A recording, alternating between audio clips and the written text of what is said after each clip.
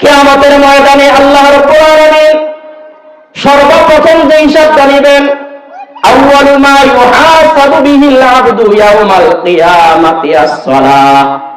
কিয়ামতের ময়দানে আল্লাহ রাব্বুল আলামিন বান্দার কাছ থেকে সর্বপ্রথম নামাজের হিসাব নেবেন। ফাইন সলুহাত সাইরু আমালি, কোন ব্যক্তির নামাজ যদি ভালো হয়ে যায়, নামাজের আমলটা যদি শুদ্ধভাবে হয়ে যায়, নামাজের হিসাবটা যদি সুন্দরভাবে দিতে পারে, সমস্ত আমলের হিসাবটা তার জন্য সহজ হয়ে যাবে। ওয়াইন ফাসাদাত সাইরু আমালি, নামাজের হিসাব যদি কোনো ব্যক্তি আটকে যায়, আল্লাহর দরবারে নামাজের হিসাবের জন্য যদি কোনো ব্যক্তি ধরা খেয়ে যায়, ওই ব্যক্তির সমস্ত আমলের ক্ষেত্রে ধরা খেয়ে যাবে। এই জন্য নামাজের হিসাব যদি কারো সহজ হয়ে যায়, আল্লাহ পাক রব্বুল আলামিন ওই ব্যক্তিকে সহজে ছেড়ে দিবেন। বলেন সুবহানাল্লাহ।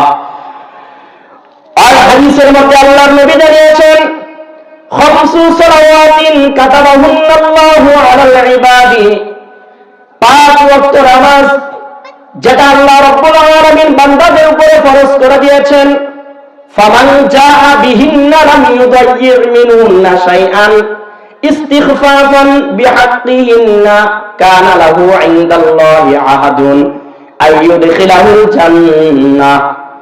আল্লাহর নবী জানিয়েছেন, যে 5 ওয়াক্ত নামাজ আল্লাহ রাব্বুল আলামিন তার বান্দাদের উপরে ফরজ করেছেন, এই 5 ওয়াক্ত নামাজ যদি কোনো ব্যক্তি সঠিকভাবে আদায় করে, লাম ইউদাইয়্যির মিনহুন্না শাইআন, নামাজের মধ্যে যদি কোনো ত্রুটি না করে, কাজা না করে, গাফলতি না করে, নামাজের যে সঠিক হক রয়েছে, নামাজের যে হক রয়েছে, সে হক অনুযায়ী যদি নামাজ আদায় করে, কানা লাহু ইনদাল্লাহি আহাদুন, আল্লাহ রাব্বুল আলামিনের কাছে একটি ওয়াদা রয়েছে, আইয়ুদখিলাহুল জান্নাহ, আল্লাহ রাব্বুল আলামিন ওই ব্যক্তিকে জান্নাত দিয়ে দিবেন। বলেন সুবহানাল্লাহ। ওয়া মান লাম ইয়াতি বিহিন্না ফালাইসা লাহু ইনদাল্লাহি আহাদুন, আর যে ব্যক্তি নামাজ আদায় করবে না, আল্লাহর বিধিবিধান অনুযায়ী নিজের জীবন পরিচালনা করবে না, আল্লাহর নবী জানিয়েছেন, ফালাইসা লাহু ইনদাল্লাহি আহাদুন, ওই ব্যক্তির সাথে আল্লাহর কোনো ওয়াদা নাই, কোনো চুক্তি নাই। ইনশাআ আযাবাহু ওয়া ইনশাআ আদখালাহুল জান্নাহ, যে নামাজ আদায় করবে না, আল্লাহ রাব্বুল আলামিন চাইলে তাকে শাস্তি দিতে পারেন, আবার চাইলে তাকে ক্ষমাও করে দিতে পারেন। কিন্তু নামাজ যদি কোনো ব্যক্তি আদায় করে, আল্লাহ রাব্বুল আলামিনের সঙ্গে তার একটি চুক্তি রয়েছে, আল্লাহ পাক রব্বুল আলামিন তাকে ক্ষমা করে দিবেন। জোরে বলেন সুবহানাল্লাহ। আল্লাহর নবী জানিয়েছেন, অন্য হাদিসের মধ্যে আল্লাহর নবী সাল্লাল্লাহু আলাইহি ওয়াসাল্লাম বলেছেন, মান সাল্লা লিল্লাহি 40 ইয়াওমান ইউদরিকুত তাকবীরাতাল উলা, কোন ব্যক্তি যদি 40 দিন পর্যন্ত তাকবীরে উলার সাথে, তাকবীরে তাহরিমার সাথে নামাজ আদায় করে, 40 দিন, কয়দিন? 40 দিন পর্যন্ত যদি তাকবীরে তাহরিমার সাথে অর্থাৎ জামাতে শুরু থেকে নিয়ে নামাজ আদায় করে, কুতিবাত লাহু বারাআতানে, আল্লাহ রাব্বুল আলামিন তার জন্য 2টি পয়গাম, নোটিশ জারি করে দিবেন, অর্থাৎ 2টি সার্টিফিকেট দান করবেন। বারাআতুন মিনান নিফাক, 40 দিন পর্যন্ত জামাতের সাথে তাকবীরে উলার সাথে নামাজ আদায় করার কারণে আল্লাহ রাব্বুল আলামিন 1 নাম্বার তাকে সার্টিফিকেট দান করবেন, ওই ব্যক্তি মুনাফিকের খাতা থেকে তার নামটা কেটে দেওয়া হবে। বলেন সুবহানাল্লাহ। 2 নাম্বার হচ্ছে, আল্লাহর নবী সাল্লাল্লাহু আলাইহি ওয়াসাল্লাম জানিয়েছেন, ওয়া বারাআতুন মিনান নার, কোন ব্যক্তি যদি 40 দিন পর্যন্ত জামাতের সাথে তাকবীরে উলার সাথে নামাজ আদায় করে, আল্লাহর নবী সাল্লাল্লাহু আলাইহি ওয়াসাল্লাম জানিয়েছেন, আল্লাহ রাব্বুল আলামিন তাকে জাহান্নাম থেকে মুক্তির পয়গাম দিয়ে দিবেন। বলেন সুবহানাল্লাহ। এই জন্য আমার মুসলমান ভাইরা, মুসলমানদের উপরে আল্লাহ রাব্বুল আলামিন 5 ওয়াক্ত নামাজ ফরজ করে দিয়েছেন। এই নামাজ যদি কোন ব্যক্তি সঠিকভাবে আদায় করে, আল্লাহর নবী সাল্লাল্লাহু আলাইহি ওয়াসাল্লাম বলেছেন, কাল কিয়ামতের ময়দানে নামাজের হিসাব যেহেতু আগে দেওয়া হবে, ওই ওই ব্যক্তির যদি নামাজ সঠিক হয়ে যায়, নামাজ যদি সঠিকভাবে আদায় করে, আল্লাহ রাব্বুল আলামিন তাকে ক্ষমা করে জান্নাতের ফয়সালা দিয়ে দিবেন। আল্লাহ রাব্বুল আলামিন কোরআনে কারীমের মধ্যে বলছেন, ওয়া'মুর আহলাকা বিস-সালাতি ওয়াসতাবির আলাইহা লা নাসআলুকা রিজকা।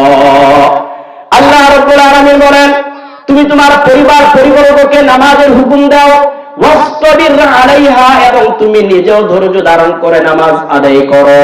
আল্লাহ তাআলা বলছেন, লা নাসআলুকা রিজকা, আমি তোমার কাছে রিজিক চাই না।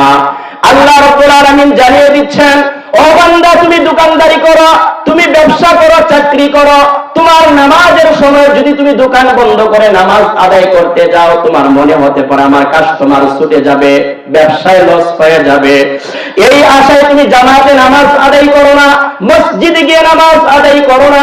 আল্লাহ রাব্বুল আলামিন বলছেন, লা নাসআলুকা রিজকা, বান্দা, আমি তোমার কাছে কোনো রিজিক চাই না, বরং আমি তোমাকে বেশি বেশি করে রিজিক বাড়ায় দিব। বলেন সুবহানাল্লাহ।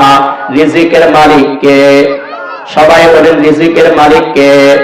ইন্নাল্লাহা হুয়ার রাজ্জাকু যুল কুওয়াতিল মাতিন। আল্লাহ রাব্বুল আলামিন বলেন, সবচাইতে বড় রিজিক দাতা হলাম আমি। আল্লাহ রাব্বুল আলামিন কোরআনে কারীমের অন্যত্র বলছেন, ওয়া মা মিন দাব্বাতিন ফিল আরদি ইল্লা আলাল্লাহি রিজকুহা।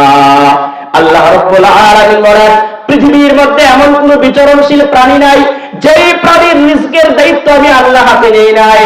আল্লাহ রাব্বুল আলামিন বলেছেন, বান্দা, পৃথিবীর মধ্যে মানুষ নয়, সমস্ত মাখলুকাত যারা রয়েছে, সমস্ত রিজিকের দায়িত্ব আমি আল্লাহর হাতে।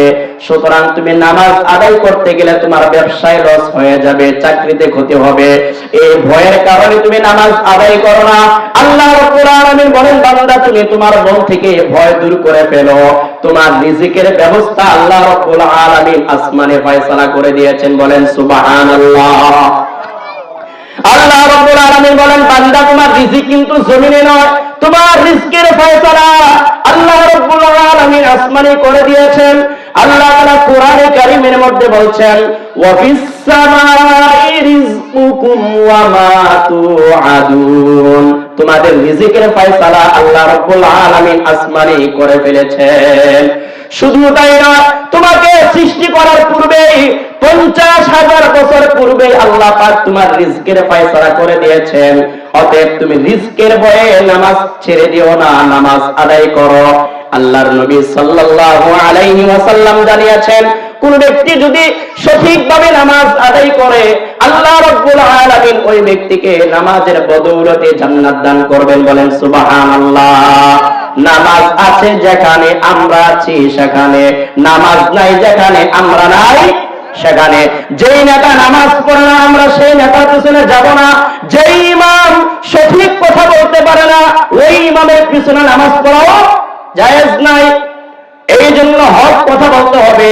আল্লাহর নবী সাল্লাল্লাহু আলাইহি ওয়াসাল্লাম জানিয়েছেন, এই হক কথা বলার কারণে অনেক সাহাবায়ে কেরামকে জীবন দিতে হয়েছে, নবীদেরকে পর্যন্ত করাত দিয়ে চিরে ফেলা হয়েছে শুধুমাত্র হক কথা বলার কারণে।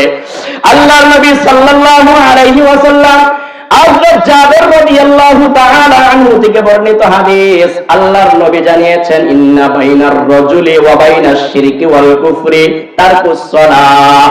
একজন কাফের আরেকজন মুসলমান, একজন হিন্দু একজন খ্রিস্টান আরেকজন মুসলমানের মধ্যে পার্থক্য হলো নামাজ। বলেন সুবহানাল্লাহ। কাফের ব্যক্তি নামাজ আদায় করে না, মুসলমান ব্যক্তি নামাজ আদায় করবে।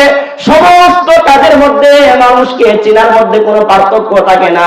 ব্যবসা করতেছে, মুসলমানও ব্যবসা করে, কাফেররাও ব্যবসা করে। আপনি যখন নামাজের আযান হয়ে যাবে, মুসলমান ব্যক্তি দোকানের শাটারটা তালা দিয়ে মসজিদে চলে আসবে। বলেন সুবহানাল্লাহ।